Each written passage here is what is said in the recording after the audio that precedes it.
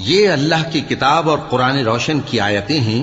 کسی وقت کافر لوگ آرزو کریں گے کہ اے کاش وہ مسلمان ہوتے۔ اے نبی، ان کو ان کے حال پر رہنے دو کہ کھا پی لیں اور فائدے اٹھا لیں، اور لمبی لمبی آرزویں ان کو دنیا میں مشغول کیے رکھیں۔ آخر کار ان کو اس کا انجام معلوم ہو جائے گا۔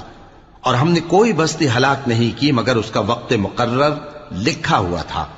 کوئی امت اپنی مدت مقررہ سے نہ آگے نکل سکتی ہے اور نہ پیچھے رہ سکتی ہے۔ اور کفار کہتے ہیں کہ اے شخص جس پر نصیحت کی کتاب نازل ہوئی ہے، تو دیوانہ ہے۔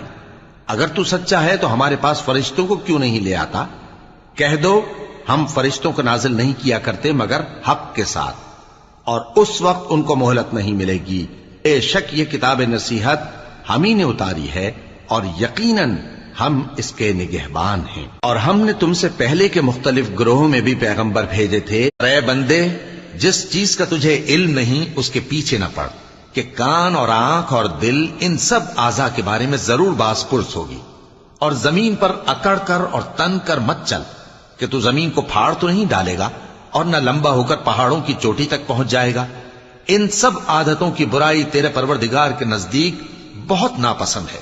اے پیغمبر، یہ ان ہدایتوں میں سے ہیں جو اللہ نے حکمت کی باتیں تمہاری طرف وحی کی ہیں، اور اللہ کے ساتھ کوئی اور معبود نہ بنانا، کہ ایسا کرنے سے ملامت زدہ اور راندہ درگاہ بنا کر جہنم میں ڈال دیے جاؤ گے۔ جن لوگوں نے اللہ کے حکم کو قبول کیا ان کی حالت بہت بہتر ہوگی، اور جنہوں نے اس کو قبول نہ کیا، اگر روئے زمین کے سب خزانے ان کے اختیار میں ہوں تو وہ سب کے سب اور ان کے ساتھ اتنے ہی اور نجات کے بدلے میں صرف کر ڈالیں، مگر نجات کہاں؟ ایسے لوگوں کا حساب بھی برا ہوگا اور ان کا ٹھکانہ بھی دوزخ ہے، اور وہ بری جگہ ہے۔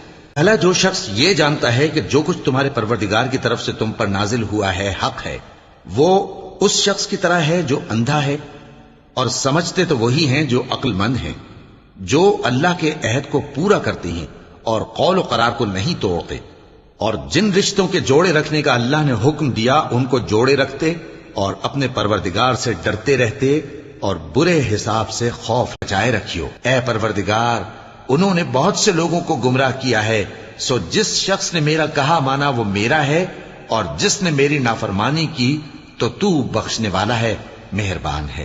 اے پروردگار، میں نے اپنی اولاد ایک وادی میں جہاں کھیتی نہیں، تیرے عزت و ادب والے گھر کے پاس لا بسائی ہے۔ اے پروردگار، تاکہ یہ نماز پڑھیں، سو تو لوگوں کے دلوں کو ایسا کر دے کہ ان کی طرف جھکے رہیں، اور ان کو میووں سے روزی دیتے رہنا تاکہ تیرا شکر کریں۔ اے پروردگار، جو بات ہم چھپاتے اور جو ظاہر کرتے ہیں تو سب جانتا ہے، اور اللہ سے کوئی چیز مخفی نہیں، نہ زمین میں نہ آسمان میں۔ اللہ کا شکر ہے جس نے مجھ کو بڑی عمر میں اسماعیل اور اسحاق بخشے۔